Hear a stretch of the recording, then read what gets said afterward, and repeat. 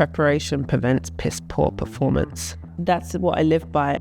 If I knew that I had put in the work in the week, game day came easy because I can trust myself that I've done it. You can't lie to yourself. That's one thing you can't do. You can say to anyone, yeah, I'm ready, I'm here. No. If you're on time, you're actually late. That just sets the tone, especially if you're a leader. You've got to lead by example, right? What you expect of yourself and other people is how you move forward.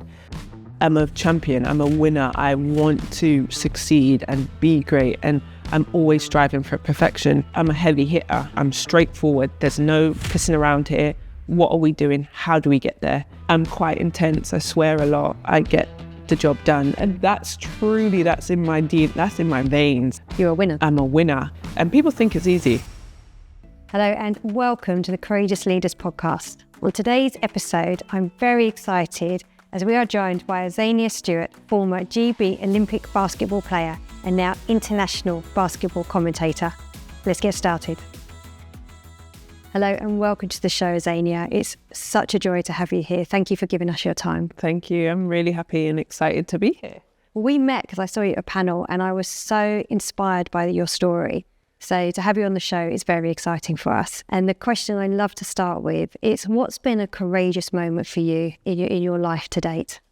It really started earlier in my career.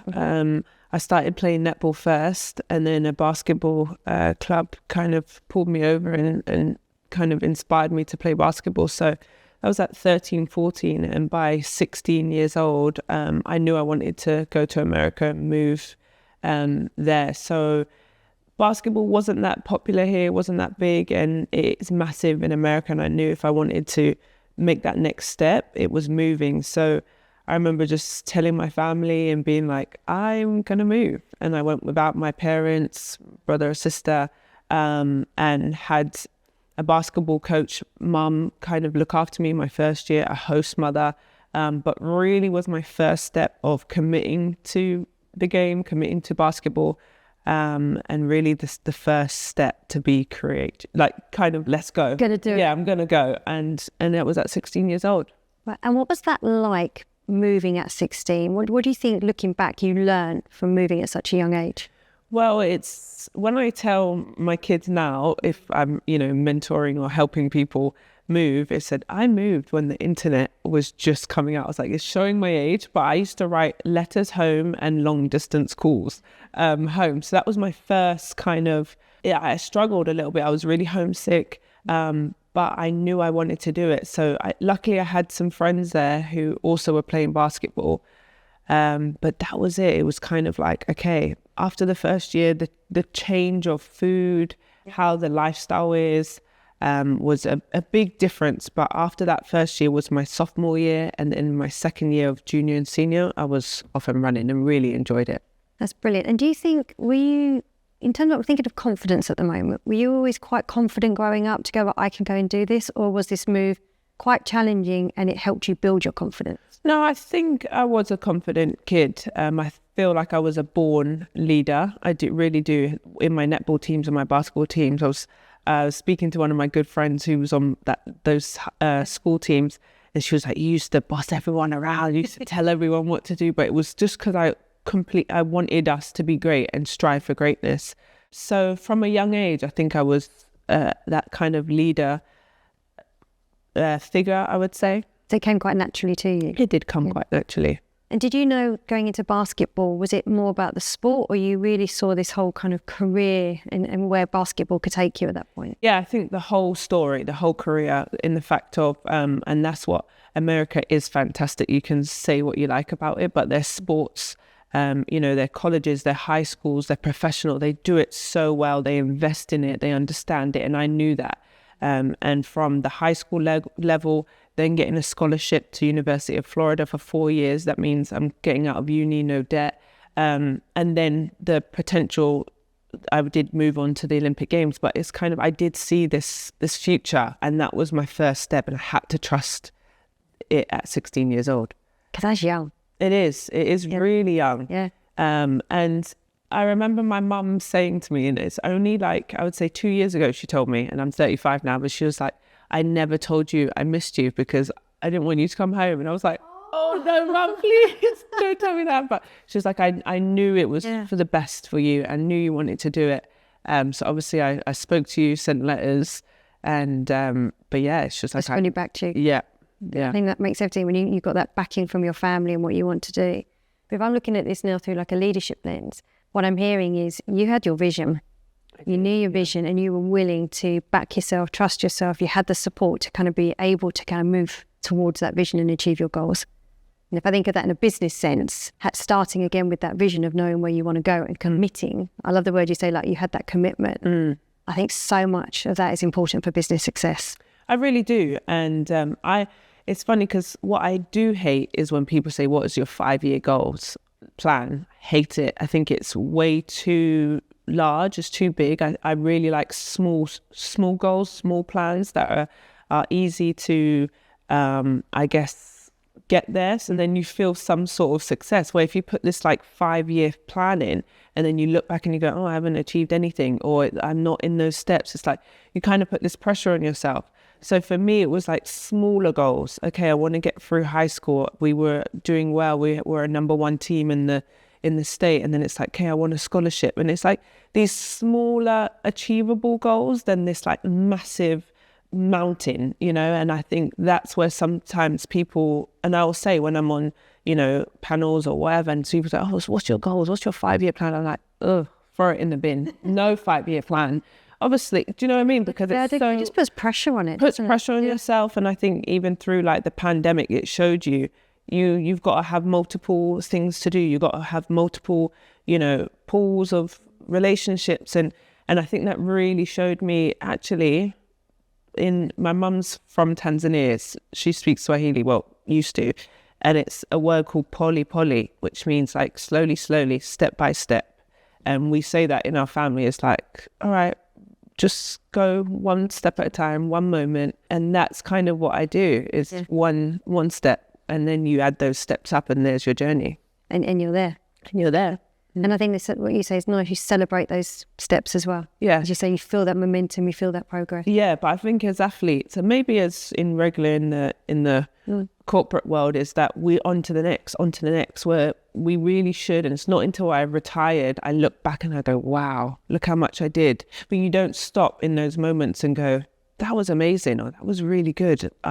I killed that. Like, so you win a game, but then it's like the next. On to the next, next scout, next thing. What can I do better? And you really don't actually go, wow, that was really good. Let me try and replicate that. And looking back, do you think if you'd have done that and not kept going to the next, would that have made quite a big difference, do you think? Or in sport, you needed to just go to the next thing? Well, I think in sport you do, right? If you lose, you got to have a really short memory. You got to learn quick, learn on the fly, and on to the next. But then that kind of, you lose the momentum of those lessons. I always call them, well, they're L's, right? They're losses, but the losses are lessons.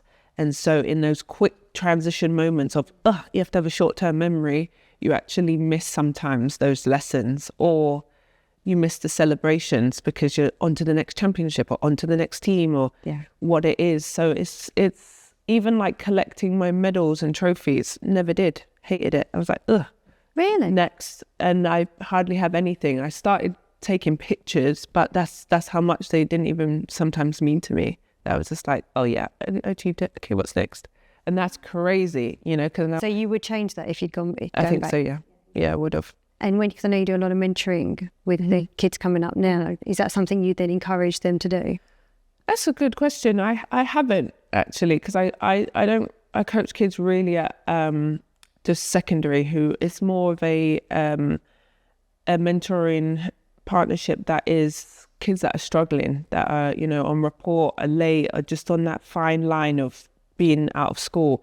So for me, it's more teaching them a routine, being structured, disciplined. That's more of my goal then. And that's what I really enjoy. And people ask me like, would you be a coach? No, I would not be a coach. Yeah, I really enjoy this kind of like grassroots level, really just here for the love of the game. And that's what I do, yeah. So you mentioned there the discipline, the structure. How important is that in sport, and how disciplined did you have to be yourself? What interests me with sport is like you're in a team.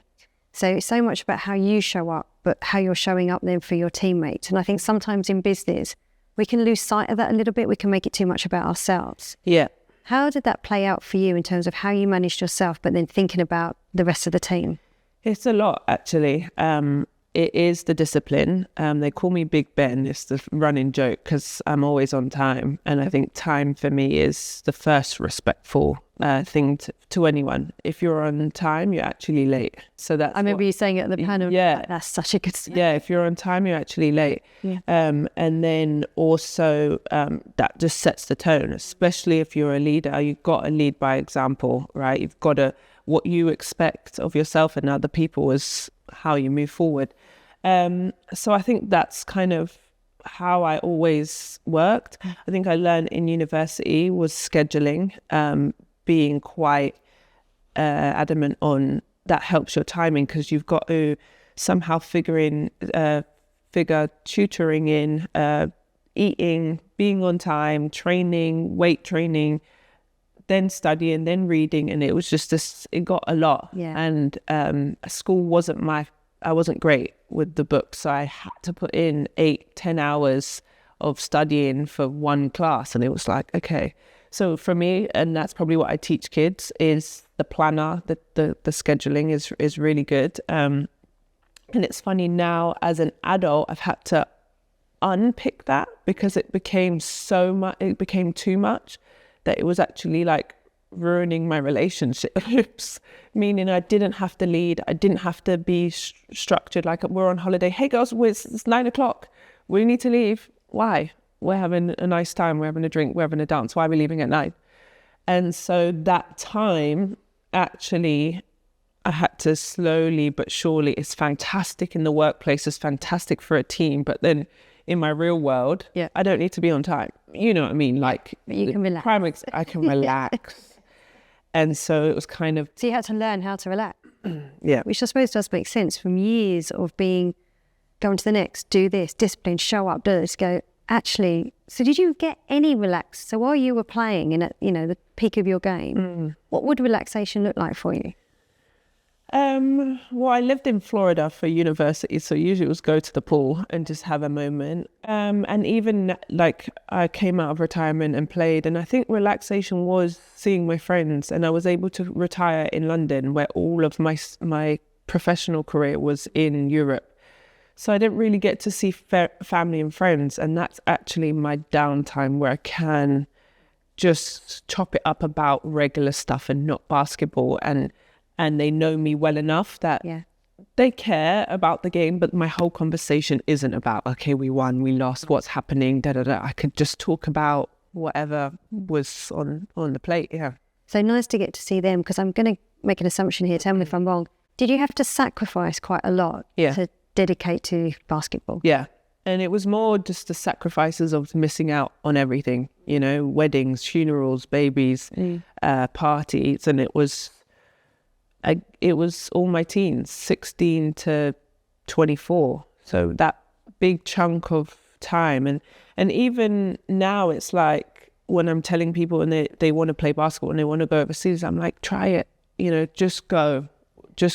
And if you hate it, then you come back. But the thing is, nobody's going nowhere. And that's the thing. Your family will still be in that same house, probably doing the same job. Nobody's going anywhere. So don't feel like you're missing out. Yes, okay, the sacrificing of the luxury things, the parties, whatever, but go and experience. Give it a shot. Give it a shot. And if you hate it, you come back, and then you come back to the nest. Yeah. So, but the sacrificing part I think is inevitable, right? If you want a goal, if you want to win, you got to give up a lot of things. Yeah. And it's interesting because I think in the corporate world, we talk a lot about now work-life balance. Yeah. And, 9 to 5, right now I switch off and start. I think what's interesting for me with that, because I do agree you need to have your relaxation time, your downtime, but also if you want to be a great leader, if there is a business you want to set up or something you want to do, a bit like a sports person, there are certain things you need to be able to commit to. Yeah. Reading a certain amount of books a week, going on courses, going to network, going to study. So I don't know if you've seen it with any of the mentoring you're doing in terms of this perception of like work here, life's here, work-life balance, but actually for like what you've achieved, you did need to give that extra. You did need to sacrifice. I just wonder if, have we lost some of that in the corporate world of sometimes we do need to go above and beyond? Yeah, that's a good question. I do think it is a fine balance. Two things here is preparation. So this is what I live by still, that's in basketball, is preparation prevents piss poor performance. Sorry to swear. I love it, you can swear. But that's what I live by. And I think the prep, it came from the basketball world. So if I had done my scout on the team, if I had done our offenses and defensive, if I knew that I had put in the work in the week, game day came easy because I can trust myself that I've done it. You can't lie to yourself. That's one thing you can't do. You can say to anyone, yeah, I'm ready, I'm here. No. You know you've put that preparation in. So then game day or, work day, if you know you're ready for your meeting, you've done your slides, whatever, you've spoken, you're educate, the confidence that comes goes. And then my second one would be, like you said, the work-life balance. I do think that's super important of locking in. Well, I think a job will kill you, right? You'll put in everything that you need and you'll literally die, right? And then the next day, that job will fill your role and go to your funeral and say, we're so sorry. And here comes a new person. So for me, I won't let that job kill me. So I will do that work and be great, but I'll also make time to recharge my batteries, leave and say, you know what, need a break. And that's where that perfect work-life balance is that you should be dominating, you should be first, you want to win, you want to be great, you want to lead, but at the same time, they'll replace you very quickly. So make sure you put into yourself that your one can be great, but also for your own self, mental health and love, you do take that break. It's such good advice. And I'm curious, did you learn that? Have you always been that way? Did you have to learn that because it did get too much for you at times? Yeah, I had to learn it, I think. A lot of lessons. It's been difficult because it's now the other way. Like, I've been so great. And it's quite humbling, but I am a champion. I'm a winner. I want to succeed and be great. And I'm always striving for perfection. So actually, it's the other way around of just like, again, no, relax. Calm down. You don't have to win here. And even it's been, and I really am so thankful for my family and my friends because they've had to put up with me of just that sheer like, well, why aren't we doing that? Come on, let's go. Or here, or I'm a heavy hitter. I don't miss. I'm very honest. I'm straightforward. There's no pissing around here. What are we doing? How do we get there?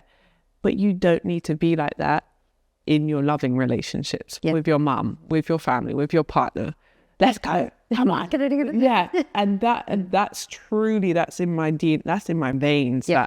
You're a winner. I'm a winner. And so for me, it was great in sport. It was great now, still in my workplace. But sometimes it's leaking over into actually where you say, and I learned this in college, is that your attitude, right? So I would come in and I learned it was back-to-back days and I was pissy. I was just not in a good mood and I ruined the practice and all we did was run and all she did was shout and all we did was get on the baseline and I was like, oh, that was horrible.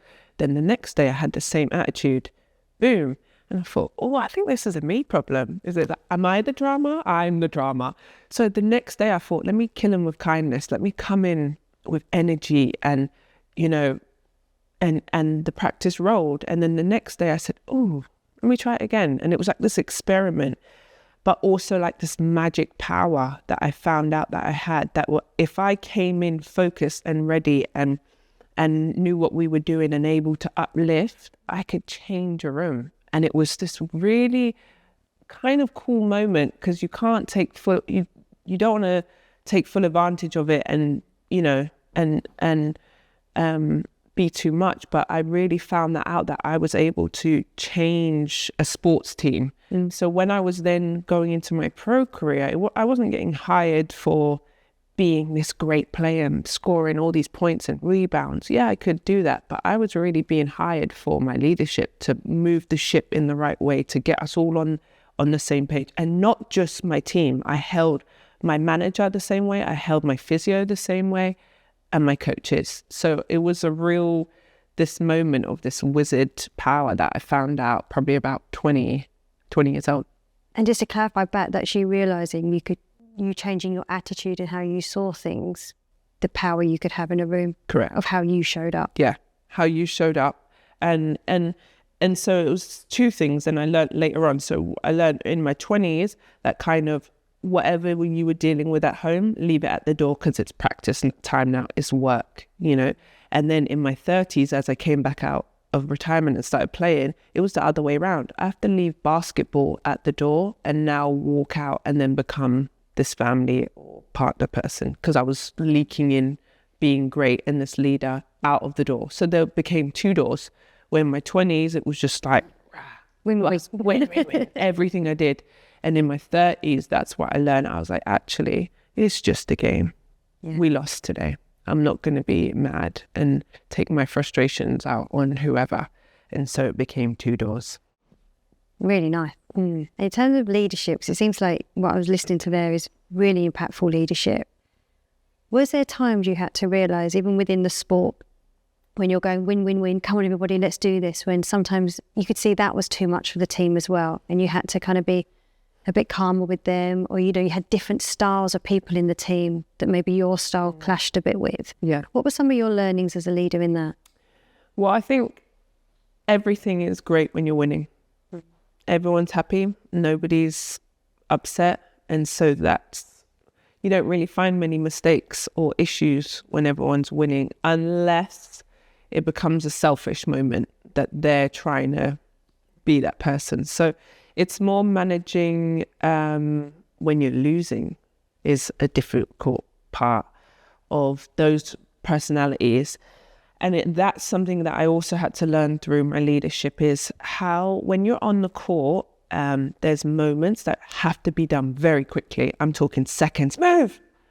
And because I've shouted at you, you might be a person that you just hear it, Right. Oh, and then there might be my other player that goes, he's shouted at me, So I did have to learn, there's about 12 players on a team, is who I can talk to like that, who I had to take the edge off, who I had to, after a game, apologize to maybe. But I always kind of had a meeting at the beginning, especially with my managers. I'm quite intense, I swear a lot, I get the job done. And I remember my first couple of managers in, and she put a complaint in, I guess a little HR complaint, and not exactly, but she'd spoken to me really horribly, and I thought, oof.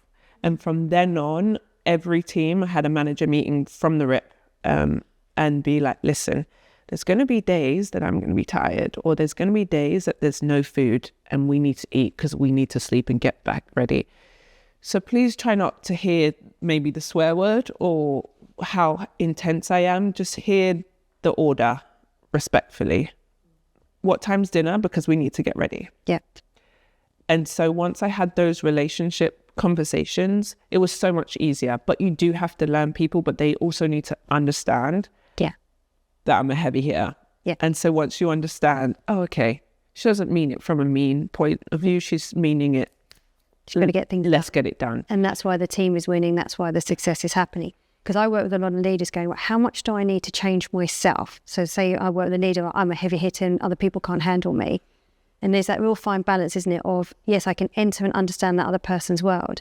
Fundamentally, the reason why I'm doing this job is because of the way I am, is why then we can be successful. Yeah. So you don't want to change too much. No. But you need to be, you don't want to change too much, because that's true to who you are and the reason why you've got that job, or what position you're at.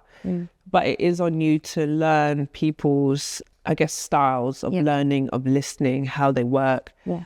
Not everyone's the same. And that's what great leaders are, as knowing your team, being able to delegate, I think is really difficult for people to do. And then seeing who your soft person is and who your, even like I said with my friendships, I had one friend that was so, oh, Azania, why are you speaking to me like that? And she was so lovely and I used to, oh gosh, come on, you know me by now, but I should know her by now also. Yeah. She's a gentle one, she's soft. So I had to take the little oof out of my voice or say, hey. Yeah. And that's, I think, is your leader, is knowing your team. Yeah. Who can be spoken to, who can also, hey, I need help today. I'm not doing great. Yeah. Your wingman. Who's going to help you? Your wingman. Remember what you're doing. There's something you said there as well about setting everybody up. I think my showman Anna will testify, especially when we do our big events. I will sit there and go, this is a high pressure day. Today's I'm direct. So if I'm saying I need this or this, not personal, all coming from a good intention. And that's what I heard you do, is you set the scene so people know as well. The tone. The intention, this is not personal, but this is a focused day. And if I need to say move or I need this or where's the water, we're going into direction mode. Yeah. And I think that what I heard you said that with your managers, you set that tone from the beginning as well. And also I put that in my relationships, in the fact of back it up with then a positive. It's like in a marriage, right, or in a partnership, if that partner you don't like something, put the plate back, please. And they doesn't put the plate back. And then you're like, put the plate back. And they don't. And then one day you go, why is the plate there? And you snap. And they're like, whoa. And for me, it's like I constantly communicate, but then I also back up with positive communication. So the plate has finally gone away. Thank you, darling. I saw that you put the plate away. I really appreciate that. Instead of constant, why is the, it's a mix of, thank you. I really appreciate that. That was great. I really needed you at that moment. Oh, I'm struggling. Can you? And so it's this fine balance of actually people want to be loved too. So not only in my relationships, but in my workplace, you've got to, we call it lotioning up. You've got to lotion them up. Make them feel nice. Make them feel appreciated, understood that they killed it today. Thank you so much. I needed you and you came through. And so that positive affirmation, it's also which really I think important. can get forgotten, I think, when people get busy. And it's that thing that just keeps people going, keeps the momentum. Changing direction a little bit, I'd love to know from your story, what has been a moment that's actually been quite a big challenge for you that you, looking back, you can see how you overcame it and what you've learned from it today? Yeah, I think I touched on it a little bit, I think, is my retirement. So I retired in 2018, was in a different space. I thought I wanted to, get married, have kids, kind of go down that. I was 30 years old, retired for 3 years. And I was living in America. And then the pandemic hit and I had to come back to London. And it was Leicester Riders. All of the overseas players were all going home because of the pandemic. And the GM messaged me and was like, hey, we need a leader. And I was like, listen, mate, I haven't played for 3 years. Like, I can't even think of anything worse. And he was like, I'm willing to take the risk. I need somebody, just like you said, lead the ship. And so at that time I was going through a divorce and moving in a different space. And I hadn't played for 3 years and I kind of fell out of love with the game. And I said, and I took the opportunity. And I moved to Leicester and it became my purpose again. And basketball was really, I was over it. I'd played, 15, 16 years.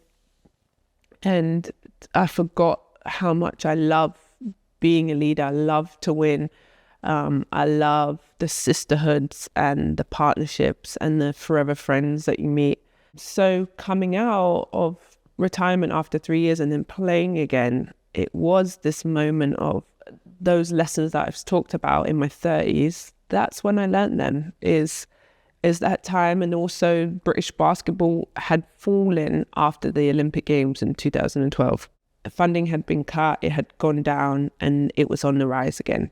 And for me, it was so important to then come back in and I was a big part of that 2012 in my 20s, and now being it in my 30s and being able to give that leadership, that veteran, that mama, they call me Mama Z, kind of give all that back for them to set them free again. So that was a really huge moment for me, obviously from my life point of view, but also just to get the love back for the game. Did that require quite a bit of self-trust in you to kind of believe in yourself again that you could do it? Was it, I suppose, because I think when we're a bit younger, that self-trust and that belief, I can do this, suddenly in your 30s, having that rest, did you build that all back up again? Yeah, I think so. What was lucky, I think some people think they can do it. You know, when you think like, I've still got it, I'm nice. And then you get on the court and you're terrible because you're just old or the body's banged up. But luckily for me, it was the other way around, where the body was moving great and I had all my moves, but the basketball mind had gone. So it was a bit more easy. I just had to get back into practicing a lot. You're shooting a lot, you're spending hours, and that's what I had missed for the 3 years.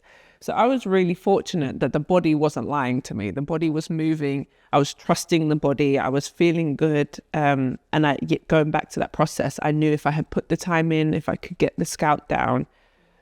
And I had one of the best seasons of my career. But also the game is slower once you become a little bit older and wise. They you hear all these cliches, leopard never changes its spots, and all these things. You hear it now and you're like, okay, I'm a vet now, the game is slowed down, nobody's gonna rush me, nobody's gonna force me to do something, I know what I'm doing here. And that confidence, and then also trusting it, being back, and it was great. I'm so happy at it. Congratulations. Thank you very much. It's really good. And for you now, with everything you've learned through the sport, so being the sport, having a break from it, coming back to it, if you kind of look back and reflect, and if you think the people listening to this podcast right now are leaders, thinking about how they want to get the best out of their teams, what are some of the insights and lessons that you can look back on top of, I know you've shared some brilliant ones already, that you think could really help leaders in a corporate space take away from sport? Trust in yourself, I think. Also, you've got to do the time. I played 20 years, so I think when you've been in something for a really long time, you do know a lot, but then also being open to the young kids, because the game is changing, the corporate world is changing, new things are coming in. TikTok wasn't a thing, but now TikTok is a thing. So where can I incorporate that? Am I a cool kid? Do I need to be on TikTok to understand? Lots of different things, right? But being able to have that lovely balance of actually my experience, my time is valid here, but also the young ones on the block are here and they're teaching me, but you can show them the way, but also don't be too old and be like, I don't know what you're talking about. Or, I don't need to know. I don't need to know. Yeah.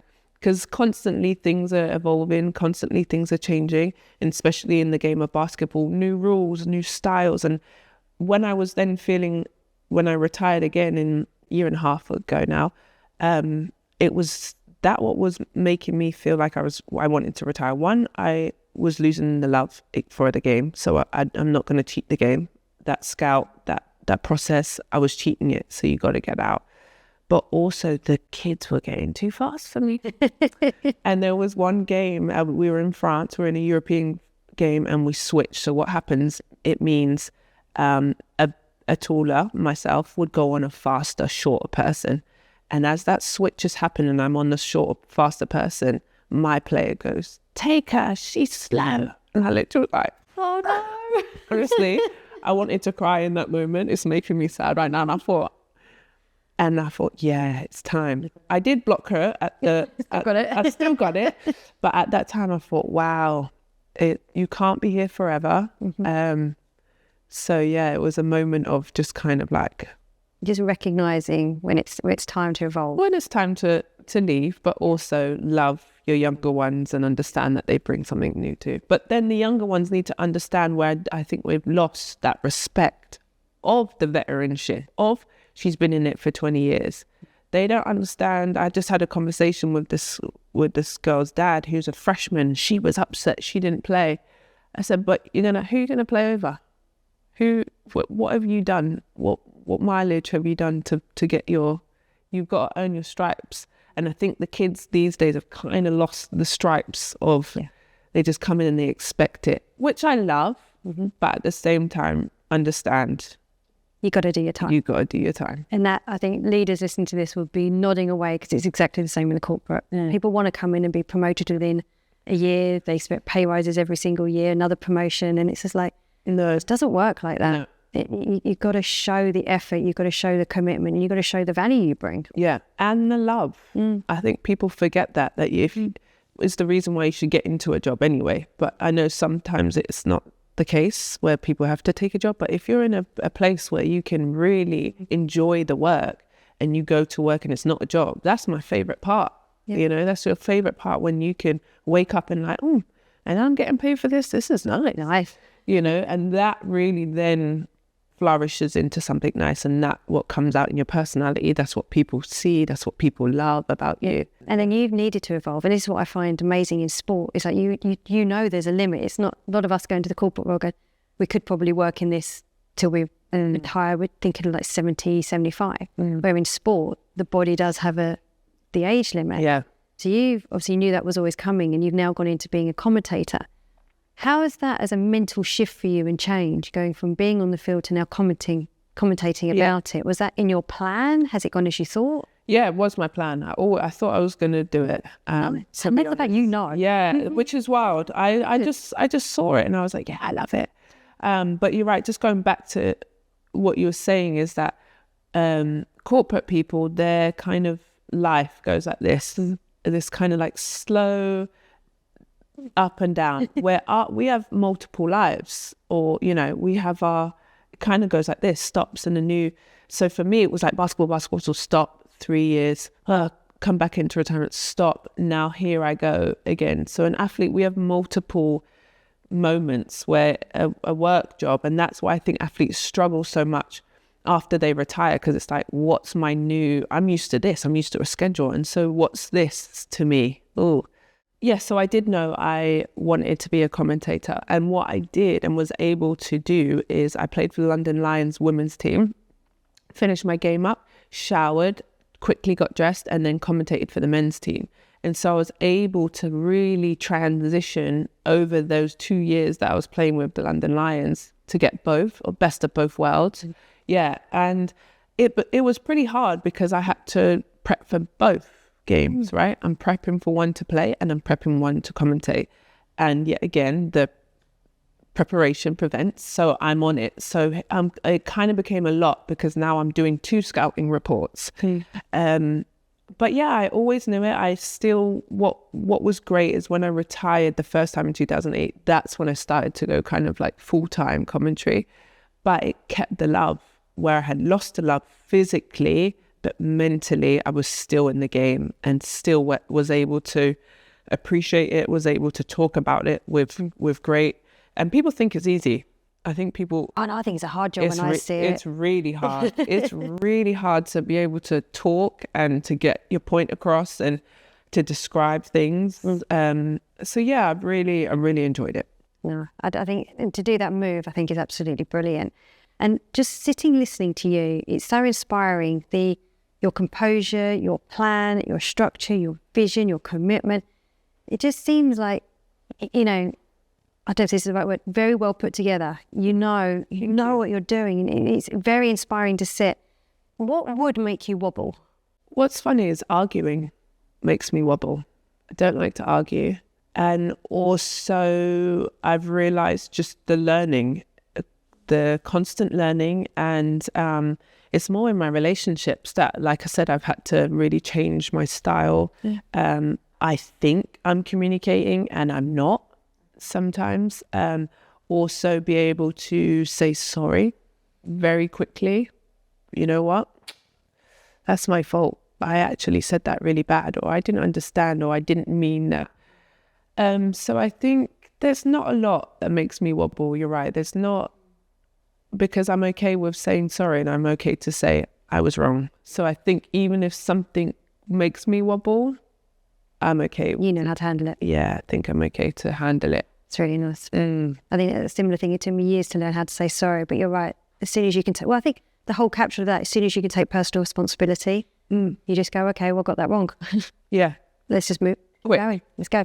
And the quicker you do that, the better. And I think that ego that you have to let go, where I think that's really difficult in the world. Yeah. Because you're dealing with male ego, women have egos, the winning. And as soon as you can let loose of that and let go of that and be like, you know what?